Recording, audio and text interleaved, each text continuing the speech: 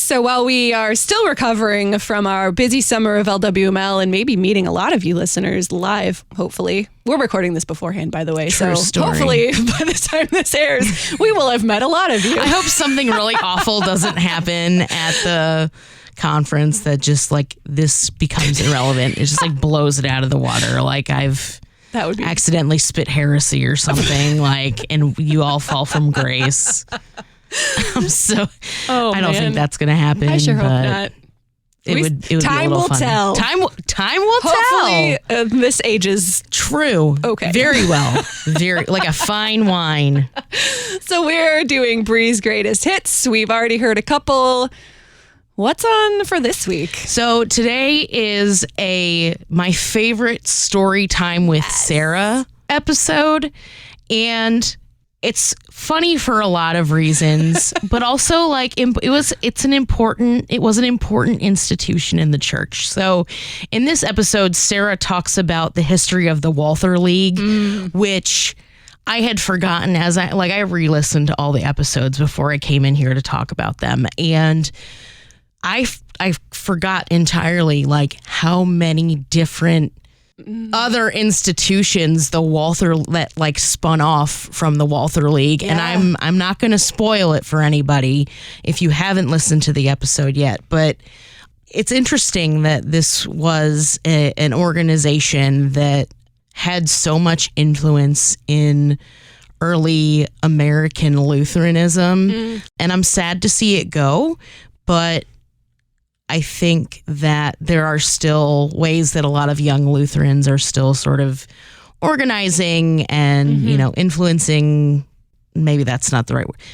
They're still out there like organizing and doing witness and outreach and getting MRS degrees. Like there are other ways for that to happen these days. So I think the spirit of the Walther League lives on, even though it's not called that anymore. So yeah. I also loved learning about the game Hide the Peanut, which is something I still need to start doing in my apartment. But I'm honestly, if I didn't think the dogs would find the peanut before anyone else and eat the peanut that's been hidden, I would maybe play this. It sounds like a fun game. Yeah. Well, here we go. History of the Walther League. Go find the peanut.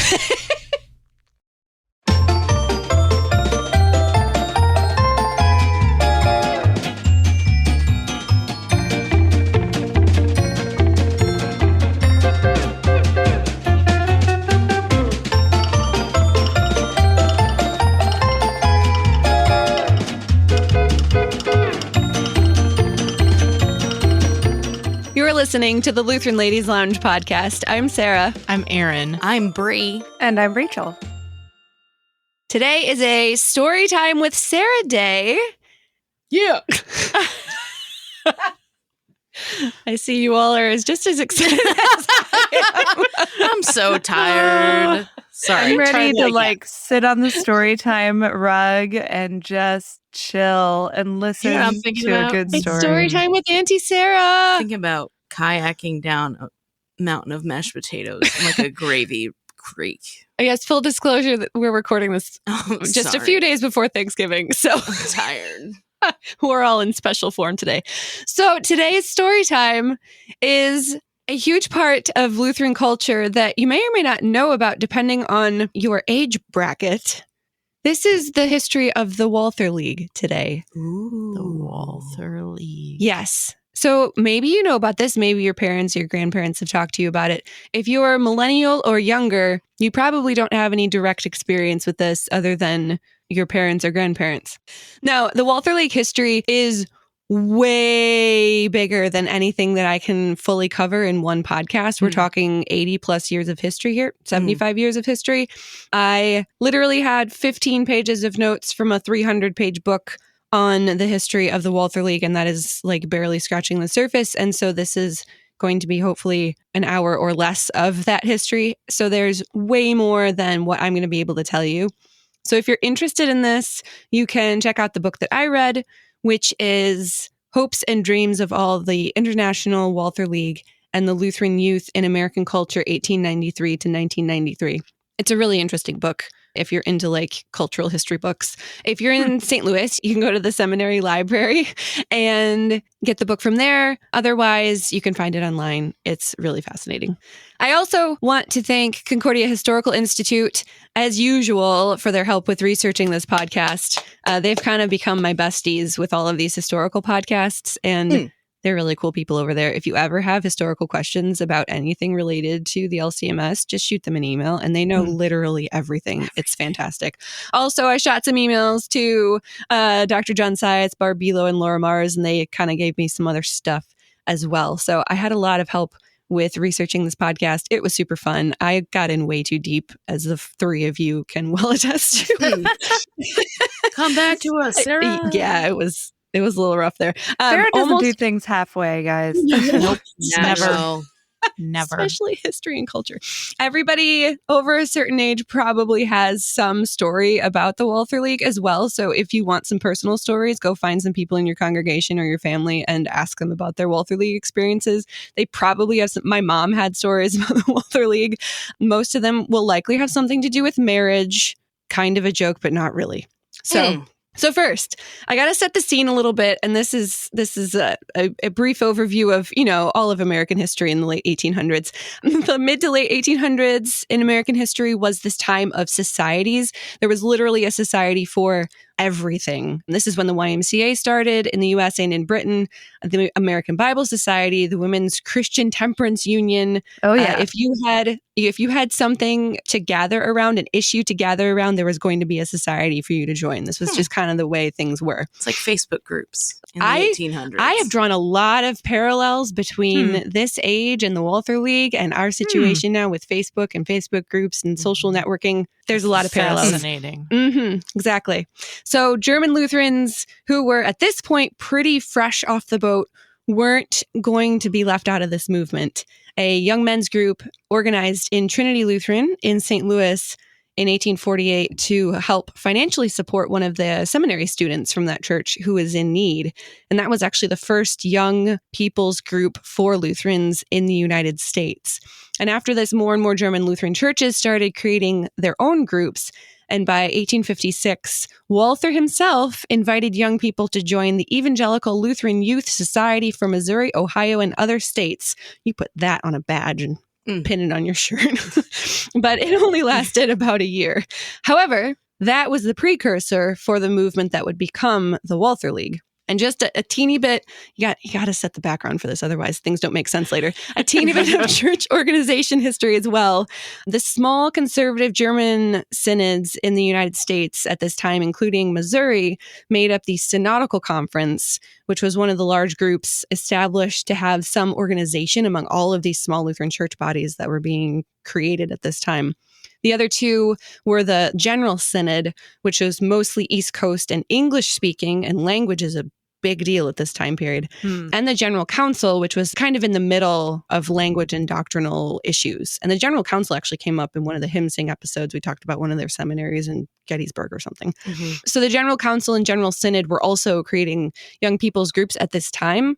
And they were kind of in relation with each other and kind of really not.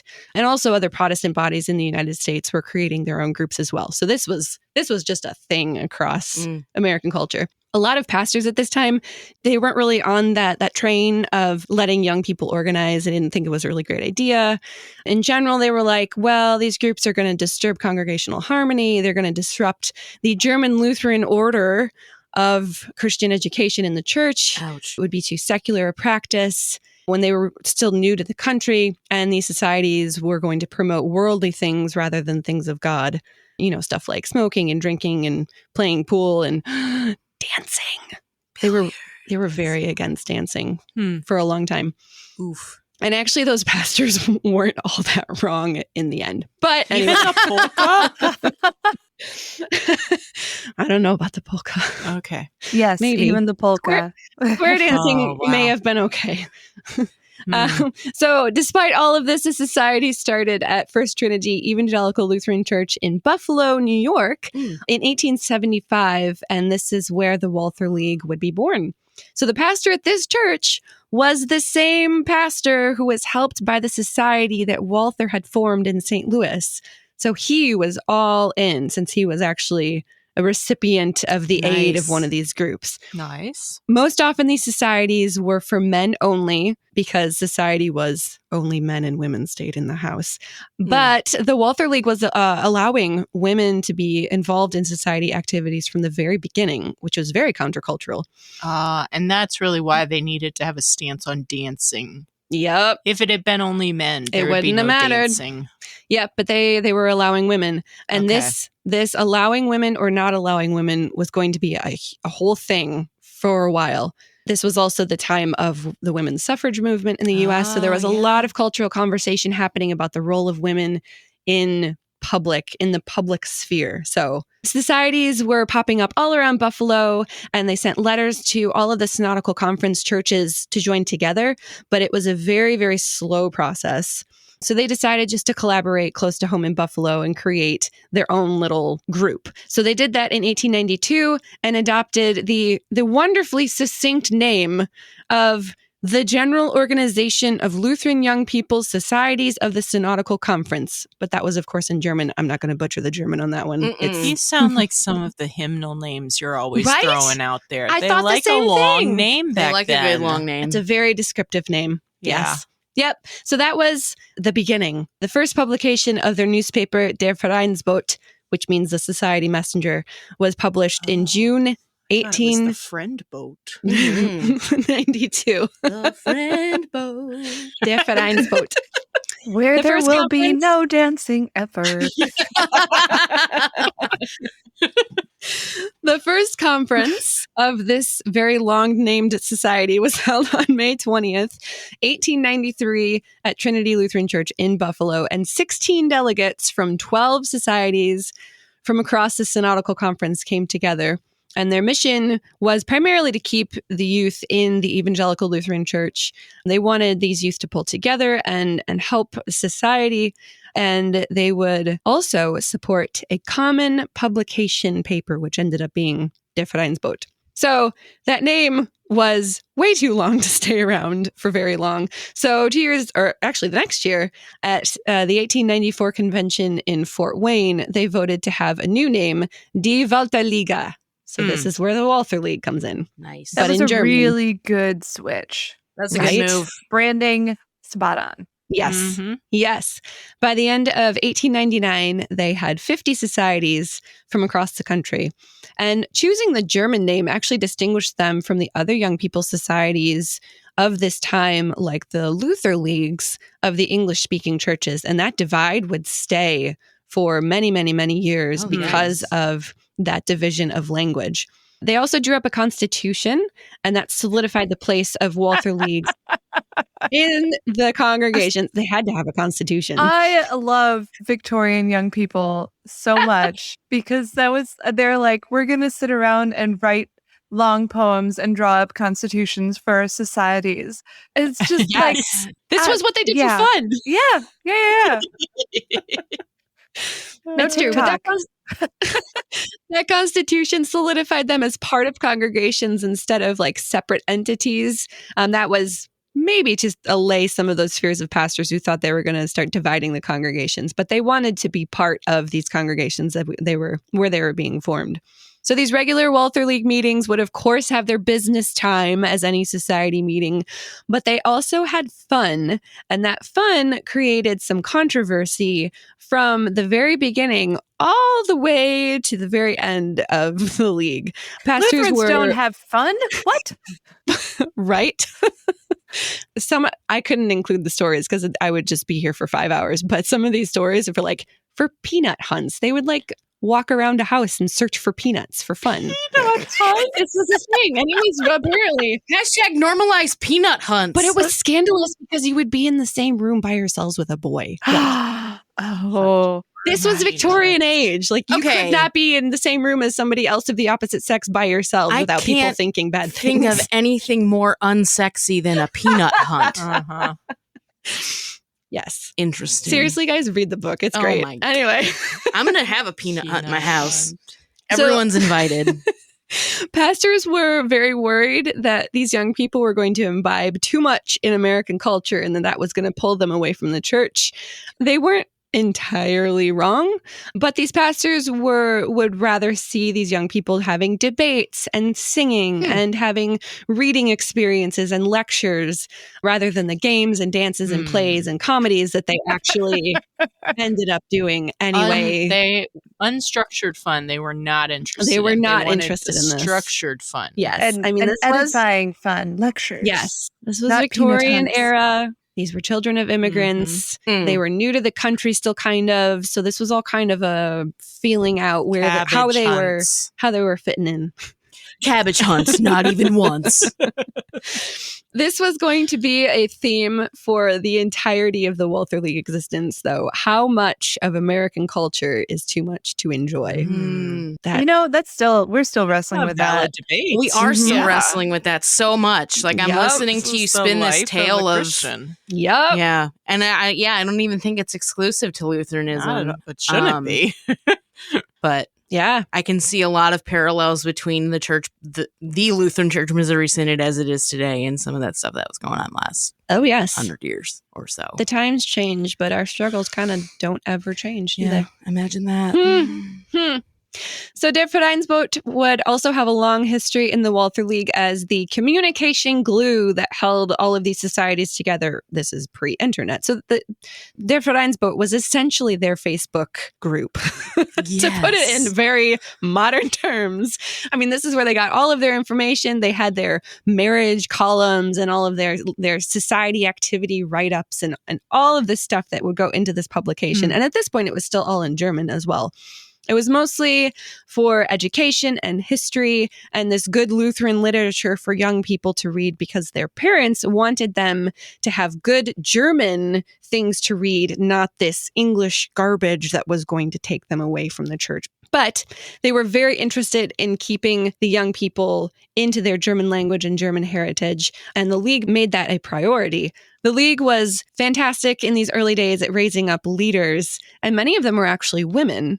About a third of societies at this time were allowing women to be full members, and many of them had women in leadership roles, which caused a lot of disagreement over whether or not they should be leading or even in membership. Women's suffrage was a big thing in American culture at this time in the late 1800s, and the League was going to have to face it head on.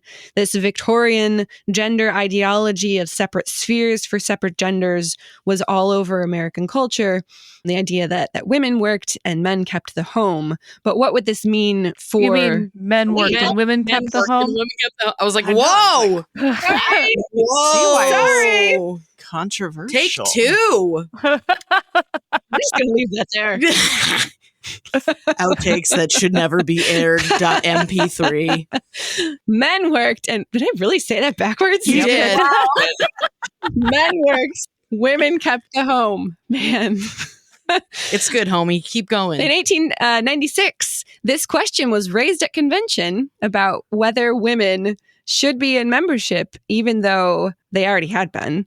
They tabled it at that convention because they argued about it and couldn't figure it out. And so 3 years later, in 1899, they resolved to send a letter to Concordia Seminary faculty to ask for advice about this quote-unquote ladies' question.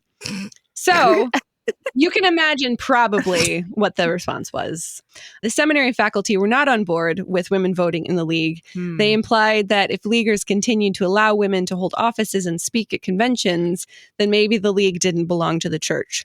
They were not in favor of women's suffrage or the presence of women at conventions, which would have gone against the Victorian propriety of the day. And they suggested that men and women do good work, but in their own spheres. And really, at the end of the day, they were pretty meh about the whole idea of the League in general. So that was the advice they got. I don't know how I feel about that.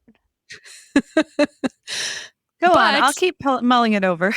Okay. The League didn't abide by that advice, which was probably pretty risky at this point to be associated with the Synodical Conference, but not really listening to the advice of the seminary faculty. At the 1900 convention, women gained the right to vote at convention, which was a full 20 years before they'd be able to vote for president of the United States.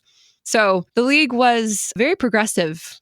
It's very interesting. They wanted to keep their German identity and keep that tie to their German heritage, but at the same time, they were through their entire history, very progressive with the issues they were confronting and all of these things that these young people were doing together. So it's this very interesting paradox going on. The League was pulling together to support ministries of the time and to give each other mutual support. And these early years of the League were especially busy as they were very concerned about meeting all the needs of people around them and confronting all of these issues of the day. Some of the societies wanted to unite with others in geographical locations for more unity, since in some areas of the country, there weren't a lot of synodical conference churches, but language was an issue. Other societies were already English-speaking, but Die Walther League was bound to their German heritage. Because of American cultural pressure, though, English was beginning to infiltrate the Vereinsboot. They got an English corner for the English-speaking people. This language question was actually starting to replace the ladies' question as the talking point of the time, since that one had been answered by themselves. So the Walther League was primarily in urban areas. These cities were really blooming at this time in American history. So young people in these major cities were well aware of the societal issues going on, like poverty and hunger, disease, and these horrible living conditions for a lot of people. And maybe you're familiar with the Jane Addams Hull House in Chicago that had opened in 1889 to provide for some of these needs for people in the city. And the Leaguers saw this model, and they were really interested in opening their own settlement houses off of this idea. So in 1901, the hospice program for the Walther League was born. And it was a hugely successful program over several decades. Young people were able to travel city to city and stay in a home for Lutheran young people, run by Lutheran young people. So their needs would be met within their League community, and that would help keep them away from the temptations of the world. So they would have these, it was like the Airbnb for Lutherans run by Lutherans at the turn of the century. You'd be able to travel city to city and stay in these homes, or even go for a few months at a time and kind of live in one for a while, I think this is super cool. By 1919, there were 103 hospice secretaries, and at least half of which were women. So this was all over the country that these were running. And they were running really, really strong and doing really well until the Depression, when they kind of fell off the edge, sadly. Another issue that Leaguers wanted to confront was tuberculosis, or consumption, which was a real threat to young people at the turn of the century. We don't really think about it much anymore. I think you still get your TB test when you go to the doctor. I don't know. I remember getting a TB test when I was a kid. It depends on the situation. Like, if you're living sometimes you need close it, quarters, yeah. Yeah. I remember for my jobs. school physicals. Yeah. You have to get one. You get your little TB test on your arm. Still out there. Yeah. They have not cured it. Right.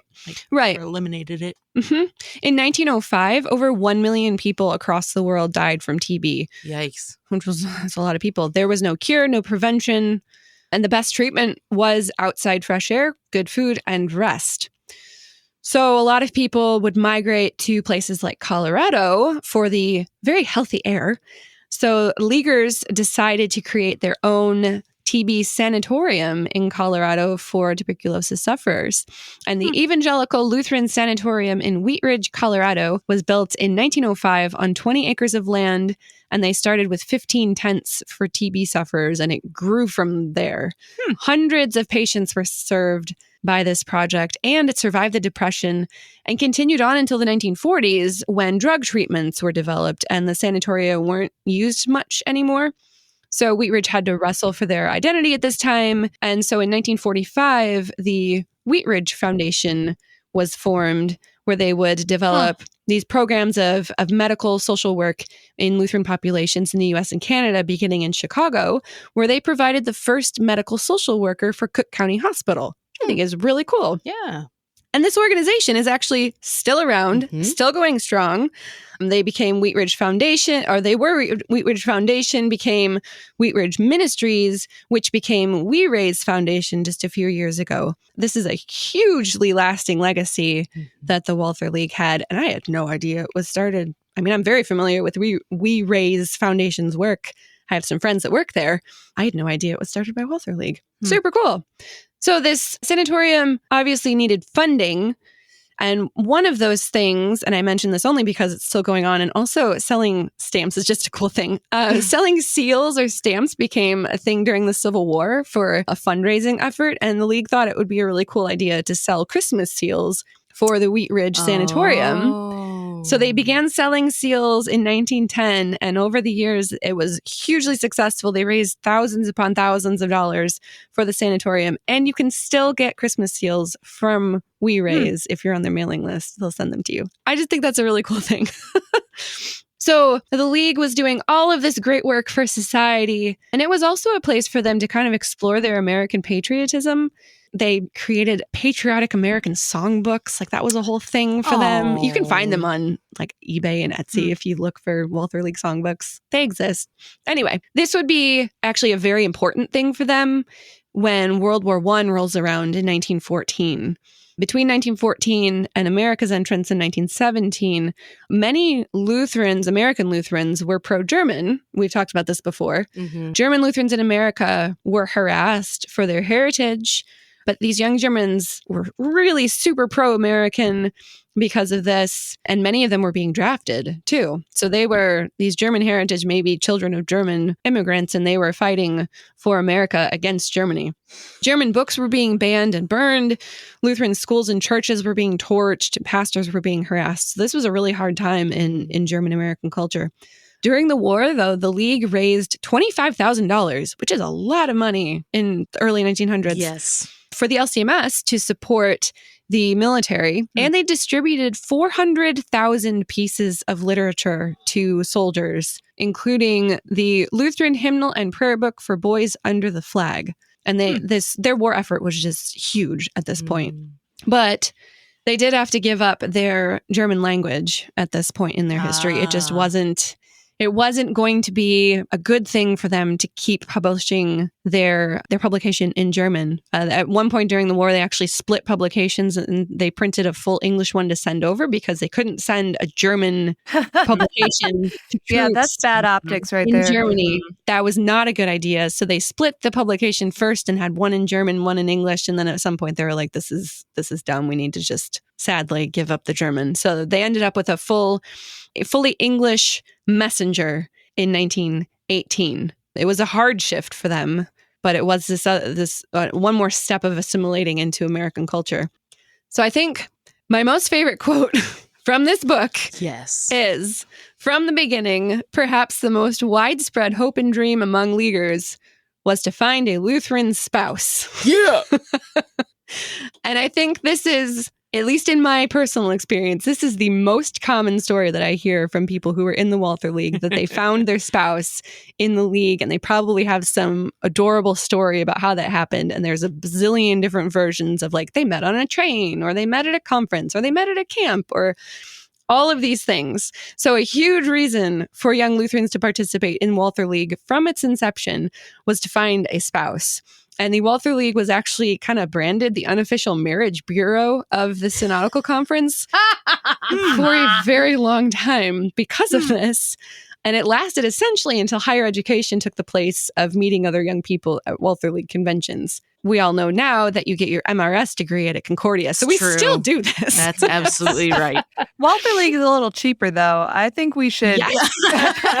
It won't saddle you with tens of thousands of dollars in debt. Right. As the mother of teenagers myself, I think that this is a bit of a gap now that the Walther League is no longer here. There is, and looking at my own life and how being married to a godly Lutheran man has just shaped the trajectory of my life.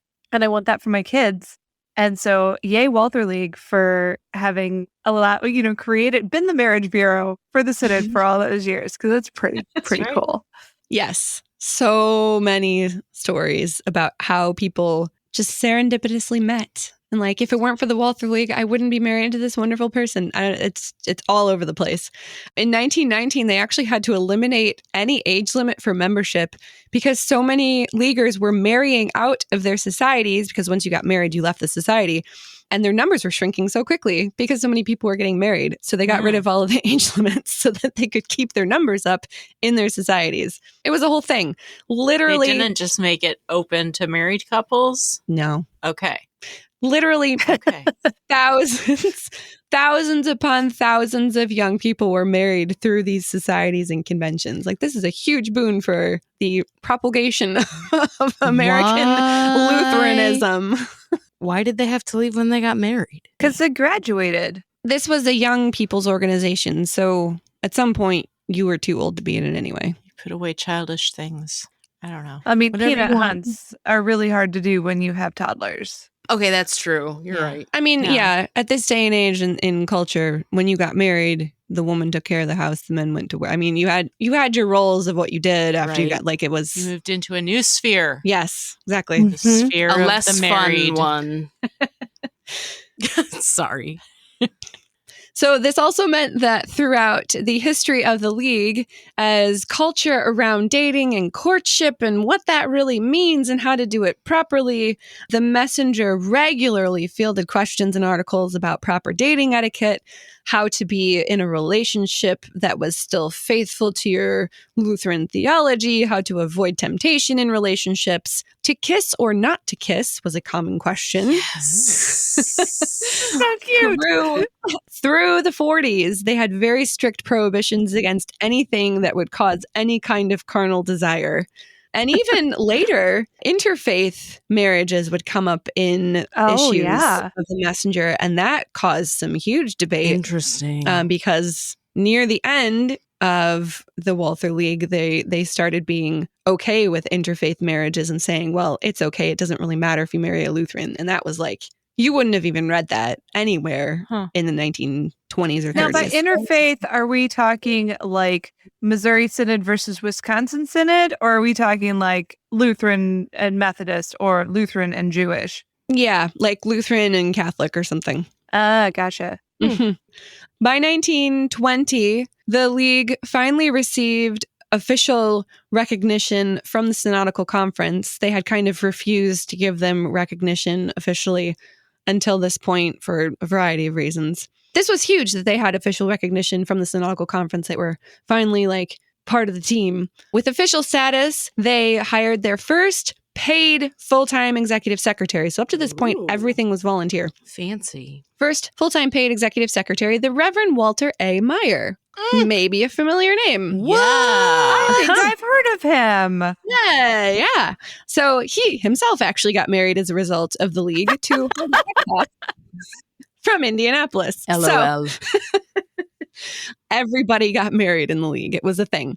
Walther A. Maier was only executive secretary for 2 years, but he edited the Messenger until 1945. So he had a long legacy of influence over the content of what Leaguers would have been reading, which was a good thing, and then ended up being a somewhat controversial thing in the 40s. But the 40s culture took a dive a bit. Anyway, the Roaring 20s were a very interesting time. Culture was changing very rapidly in post-war America, and modernity was the hot topic. The League and Walther Maier were concerned about staying true to their Lutheran doctrine, even with all of these fancy new technologies and fashions and all of this stuff. So theological debates between fundamentalists and modernists were taking place, and that was a thing in the League. The sacredness of home and marriage were being debated within society. League leaders were very anti-flapper, as the outspoken, uninhibited woman in American life was seen as the opposite of a League woman, and flappers were strictly prohibited from Walther League conventions. Victorian separate spheres were still very alive in League publications, and warnings were given against new fashions and trends, like wearing your socks without garters, which was a thing, or balloon pants for men. They were like, don't do that. You might fall away from the church. It was a thing. Wow. Prohibition was also happening during this time, and that was very hard for German Lutherans to manage, especially with a convention in Milwaukee during this time, which was brewing capital of America. But these were all things that they had to deal with. They were also supporting a lot of mission work at this time at home and abroad. They were also getting involved with the racial discussions of the time, speaking out against the KKK. and they opened the first African American Walther League Society in Springfield, Illinois in 1922. And camping became a thing for the League. And this is another part of Walther League history I had no idea about. So many things. In 1922, Walter A. Maier arranged for Mrs. Henry Starkey and her son Charles to give the Walther League 110 acres on the northeastern shore of Lake Michigan near Arcadia, Michigan. Uh-oh. Camp Arcadia, Wow. y'all, was started by the Walther League. I did not know that. Camp Arcadia became the most famous Leaguer camp, and it was the primary training ground for League leaders. It was super popular throughout the decades, and although it was almost lost in 1968 because of a budget deficit, the group Concerned Arcadians bought the camp from the Walther League Board of Trustees and began the Lutheran Camp Association, and they still run the camp today. I checked their website. Camp Arcadia is a beautiful place, by the way. If you've never been there, you should totally just go to camp. Along with Camp Arcadia, between 1924 and 1926, Walther League camps started in Wisconsin, Arkansas, Ontario, Canada, Alabama, California, Colorado, Kansas, Minnesota, California, and Missouri. And many of those camps still exist today, and a lot of them are actually Naloma camps, which we've talked about. Love it. Yeah, I had no idea that there was this huge history of camping with the Walther League, and so many of our camps were started by them. Cool parts of Walther League history. Another, probably my favorite part of Walther League history, because it's the reason why I have the job I do and why we're able to actually produce this podcast. Walter A. Maier asked in the Messenger in 1923, why not have a Lutheran broadcasting station? Whoa. It seems that the radio sermon is destined to play a somewhat important part in American life. He was not wrong. And so they started a radio station. The Walther League assisted the Lutheran Laymen's League to fund the project. And the Lutheran Laymen's League, which is the original LLL, and the reason why people get kind of weirded out when we call ourselves the LLL, because technically we're not the first. Yeah. It was founded in 1917 to encourage adult laymen to take more of a role in funding projects of the LCMS.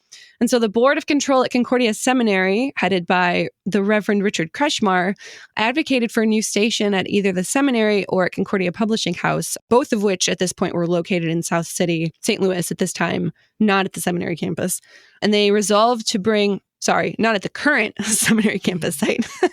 They resolved to bring it to the Lutheran Laymen's League for funding, and money did come from a few places, but at a critical stage in 1924, the Walther League contributed $7,000 for the completion of the station. Wow. Yep.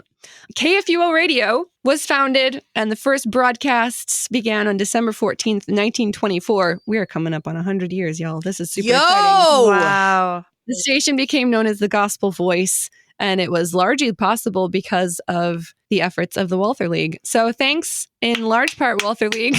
Here we are now. For this legacy right here. Well, and indirectly too, because we were talking about what happens when you get married and graduate from the Walther League, the Lutheran Laymen's League. You know, that group was largely, I think, probably made up of Walther League alumni. And they had learned their trade when it comes to supporting ministry as young people. And that's awesome. Yay. Super cool. And KFUO Radio and the Lutheran Hour, which was part of the starting of KFUO, are both still going very strong. So that is a pretty amazing legacy. So now we're into Depression era time. The League managed to survive the Depression fairly well, actually. Some things took a hit. Obviously, this time in history was very hard for people to live through. A lot of hard times for people. Lutherans actually grew in number during this time, and the League reorganized itself into two major focus areas: Christian service and Christian knowledge, and it kind of stayed that way pretty much until the end. There were 1,682 societies in 1930, and it grew to 2,322 by the end of the decade. So they were still growing quite drastically at this point. They were turning their attention to supporting Lutheran higher education, which was going to benefit young people quite a bit, but it was also one of those things that was going to lead to the end of the League and the end of the need for the League, really. They were involved in the civilian conservation camps of FDR's New Deal, which was a thing at this point during the Depression. I've been to one of those. Have you really? Yeah, there's some of them are still camps. Wow, I did not know that. There's one I think in Indiana. Maybe it was Illinois. But anyway, A yeah. couple in Cool. Michigan. I camped at one once. Yeah. Uh-huh. I had no idea. Well, they were started during the New Deal. They were a big part of the League. Okay. The Leaguers were involved heavily in them. Cool. It seems to fit their Yes, it brand. does. Yeah. Yeah. Yes, it does. This was also something that started playing into the waning times for the League, though, because the government was starting to do some of the things for young people that the League had been doing. The government was now starting to do. So this was something else that was kind of starting to pull people away from the need to have this Walther League. During the Depression, the hospice program suffered the most, unfortunately. Young people didn't really need places to stay anymore, and higher education was becoming a bigger focus. So a lot of people were going to colleges instead of traveling around or whatever. By 1940, all but 6 of the hospices were closed, and all of the committees were disbanded. So that kind of spelled the end for the hospice program of the League. Kind of sad. I still think it's a super cool part of their history, though. And a quick note about Lutheran higher education also at this point in history. As we know, because some of us are products of this Lutheran education system, the LCMS established Concordias as teacher and pastor training schools during the American college boom in the mid to late 19th century. In River Forest in 1864, Watertown, Wisconsin in 1865, Bronxville, New York in 1861, and St. Paul, Minnesota in 1893, the original 4. But there was no college for regular laity. So what is now Valparaiso University came up for sale in 1925. It had this whole like falling apart because their enrollment just kind of died after World War I. So Lutherans came together and bought the university for $176,000. Like, you can buy a house for that. You can barely buy a house for that right now. You can't buy anything for that in Connecticut. Nope. Maybe a room. And the Leaguers adopted Valpo as their university. So within 3 years, the League boosted the Lutheran population at this university from 0% to 40%. Wow. It was the first American Lutheran university for young people to go to train for regular, like, secular positions in life. You could go there and do whatever you wanted. This was a big deal for Lutheran young people, and it was a huge hit among these Lutheran families who wanted to send their kids to a Lutheran higher education, even if they didn't want to be pastors or teachers.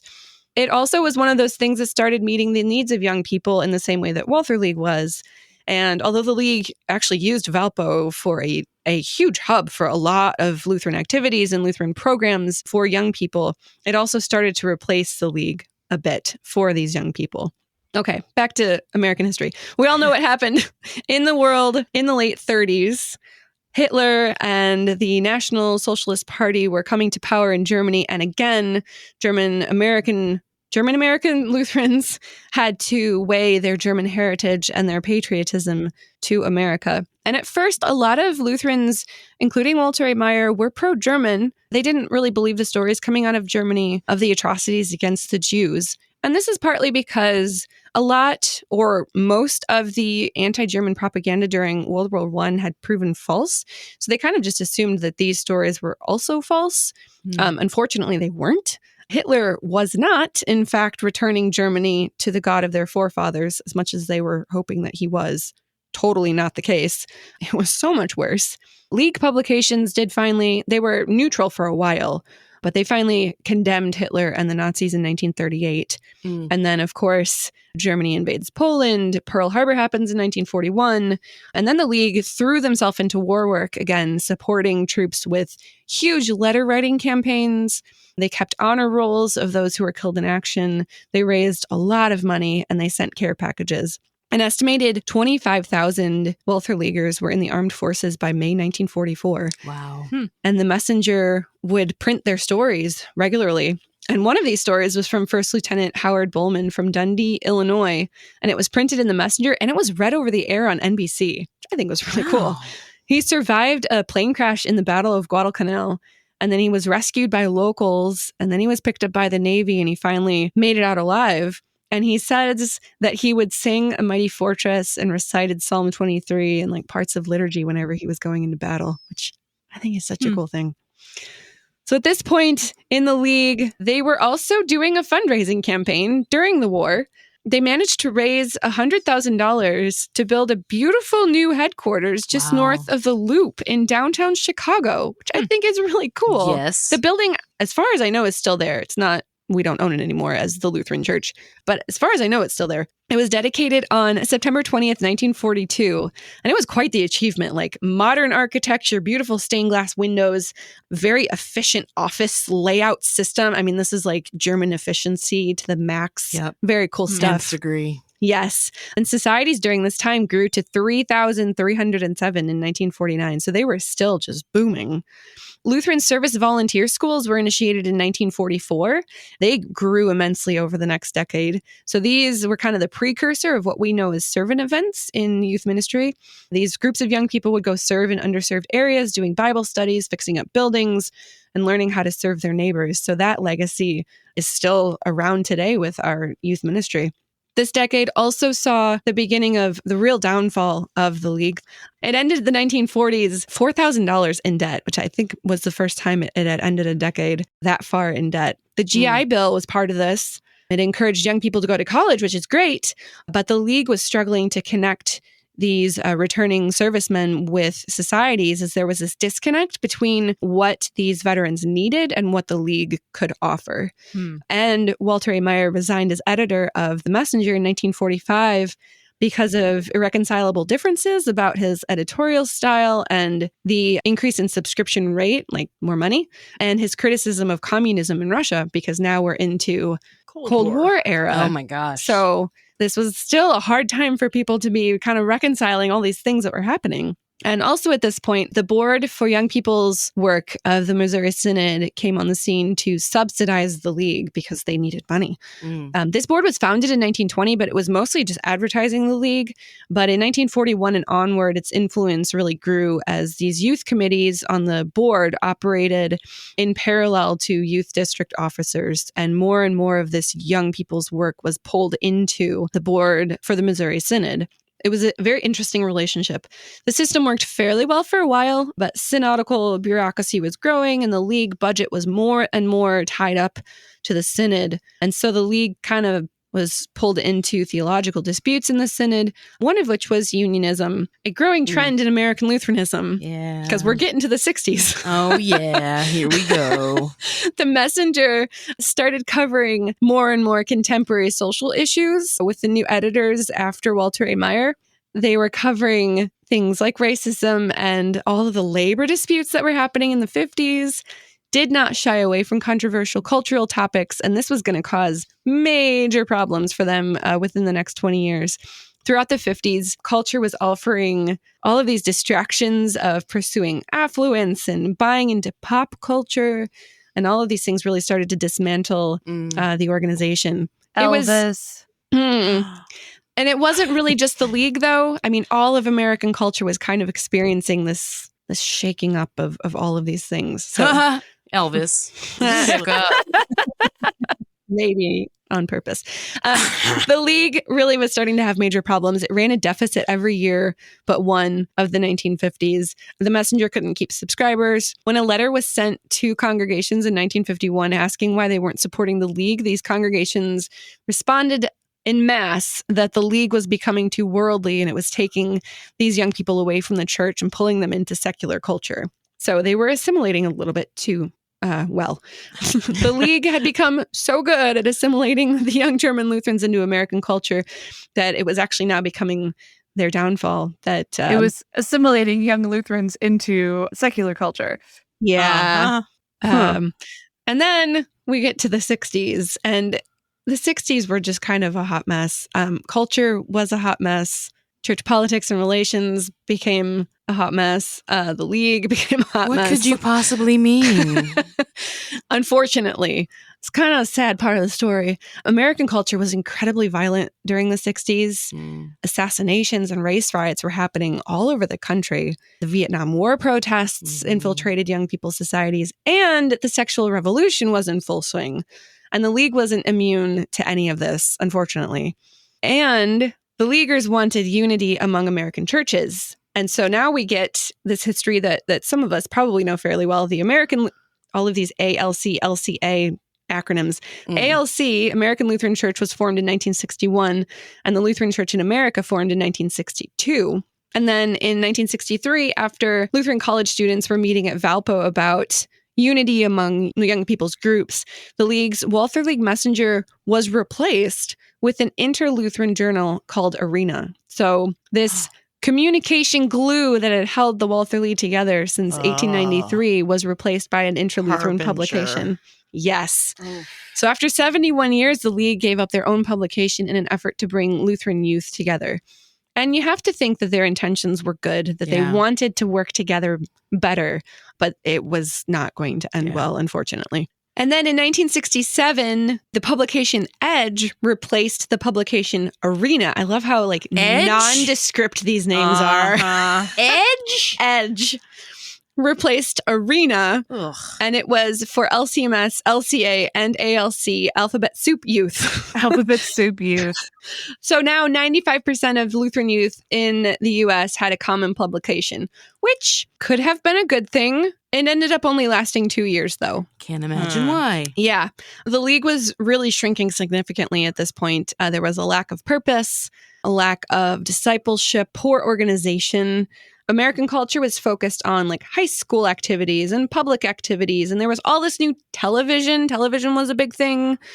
All of this violence was happening in American culture, and playing society games like Peanut Hunt, not really attractive to young people anymore. But what is wrong with young people today? I'm enchanted by it. Why wouldn't you want to do that? It was actually almost less of the theological debates, though, and this unionism that caused the end of the League, and actually more of the conflict over American culture, especially over civil rights, that caused the end of the League, which I think is really interesting. Oh, yeah. Did not see that plot twist coming. Yeah. No. I mean, I'm sure that the unionism was not making a good impression on LCMS leadership. They were already kind of, what are you guys doing over a lot of this? But the League was trying to be very progressive and relevant in their publications and selections for speakers and entertainment for their massive conventions. And eventually, these are the things that brought significant reprimand from the LCMS in convention. They were bringing in a lot of secular speakers, a lot of controversial people over conversations about race. Pete Seeger was one of these people that caused a huge thing. They had Ann Landers, folk singer, Yeah. one of the Ann Landers, a major and folk protest singer, and Pete Seeger. Yeah, I mean, this is the age of Vietnam War protesting. Yeah, it was a whole thing. Those two were at one of them, and there was a huge blow up with LCMS leadership over whether they should be Landers there. at a Walther League convention. Whoa. Yes. So it was actually their progressive nature and their wanting to bring in all of these people to talk about progressive cultural issues that really actually caused a lot of this downfall, and writing in these publications about all of these things as well. And eventually, huge reprimand from the LCMS, and the LCMS was going to take over official youth work for the LCMS by 1967. And that was the last year for official Walther League conventions. So the League reorganized itself at this point as an independent, youth-led, issue-oriented ministry in 1968. And it was really small, didn't really have any support from the LCMS. It was an independent Lutheran deal? After 1968, yeah. Okay. The LCMS kind of took over their own youth ministry at this point. The League was mostly independent. They didn't have any support from the LCMS after 1971.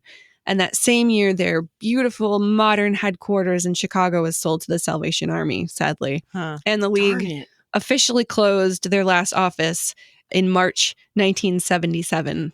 And so they had a board of trustees after that point that kind of doled out the funds for colleges and programming for youth. But that is all since completely disbanded. So the first LCMS youth gathering was in 1980. We still have those every 3 years, as the LCMS convention in 1977 recommended a separate youth gathering for LCMS youth. And we've had those every 3 years since 1980. And somehow I've never been to one. I went to the one in Minneapolis in 2019, pre-pandemic. And I'm going to Houston next year. I'm jelly.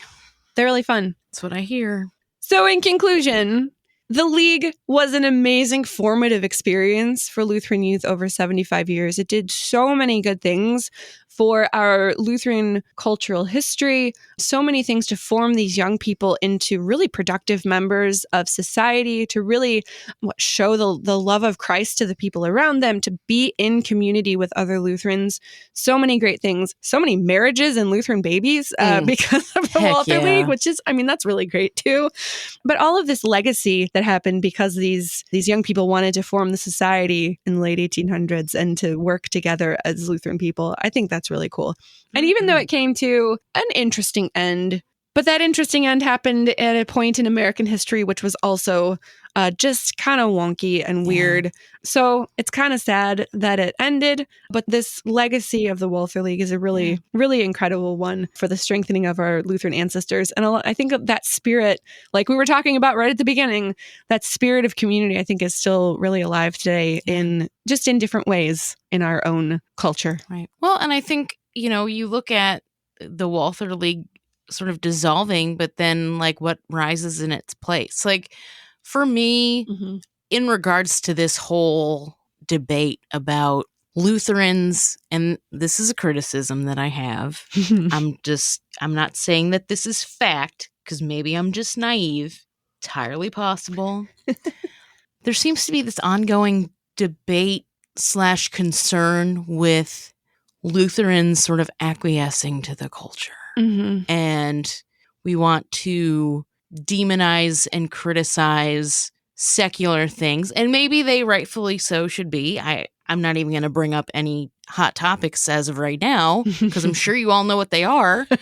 But you look at something like the Walther League and you see sort of its longevity and, like you were saying, the legacy that it left. And it didn't make it through that really hot cultural time, but God's word is still present. He's still working. He's making good things happen from the disillusion of organizations. And so when it comes to sort of being in the world but not of it, like, yes, we very much can be concerned about that acquiescence, but at the same time, like, we need to hold fast to the fact that God still is in control of everything, and he's going to do what he's going to do. And we need to just hold fast to that.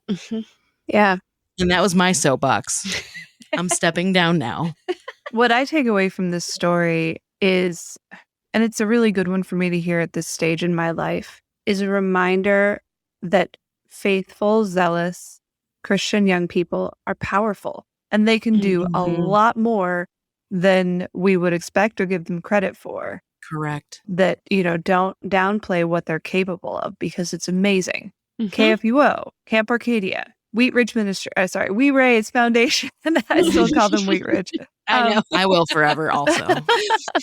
So many other things, not to mention all the families that were, begun and nurtured because of some young people said, we should do something together. And that is just so cool and so inspiring and such a powerful, potent reminder to me as the mother of young people. Acknowledge how much they have to offer the world.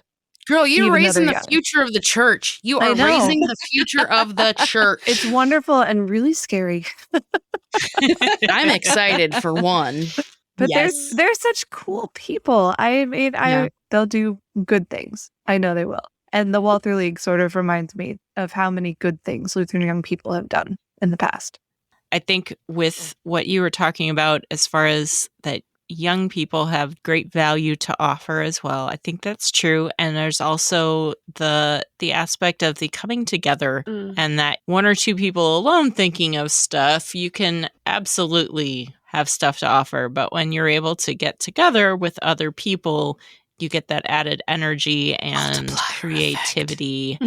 And I feel like that's like the power of the body of Christ. That's why we meet together, and we don't just do things individually. Yeah. I just had a crazy idea. Let's bring back the Walther League, you guys. Yes. I'll do it. I volunteer as tribute. You're married. Okay. I don't think any of us are eligible anymore. You make a valid point. We're not young enough. So let's get some Gen Z folks. If you're listening, start the Walther League. I will provide the seed venture capital And the whatever. peanuts. And the peanuts. The inaugural peanut hunt. I should probably point out that the Walther League may still be trademarked, so you may have to start the something else league. Make it the a league, Walther though. League 2. Unfinished business. The friend boat. The friend boat.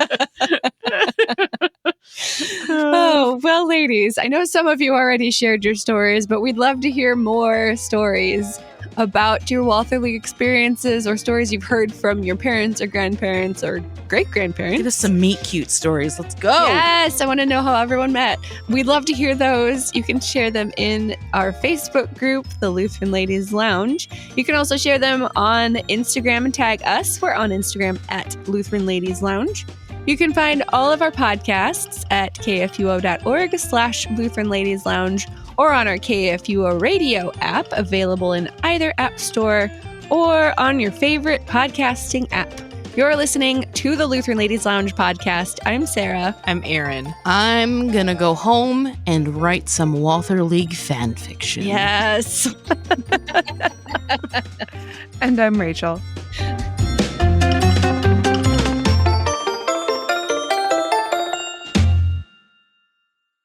KFUO Radio and the Lutheran Ladies Lounge podcast are underwritten in part by Ad Crucem.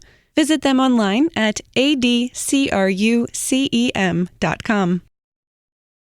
Views and opinions expressed on the Lutheran Ladies Lounge podcast may not represent the official position of the management or ownership of KFUO Radio, the Lutheran Church Missouri Synod. The Lutheran Ladies Lounge is produced by KFUO Radio and available at kfuo.org or wherever you get your podcasts. Join our community on Facebook in the Lutheran Ladies Lounge. Okay, I see a young lady walking up the path here, so lest she walks in right in the middle of your sentence. Ding dong, Oh. ding dong. No ding dong, she saw the sign. I don't know if she can open the Aw. door, though. Let me grab it.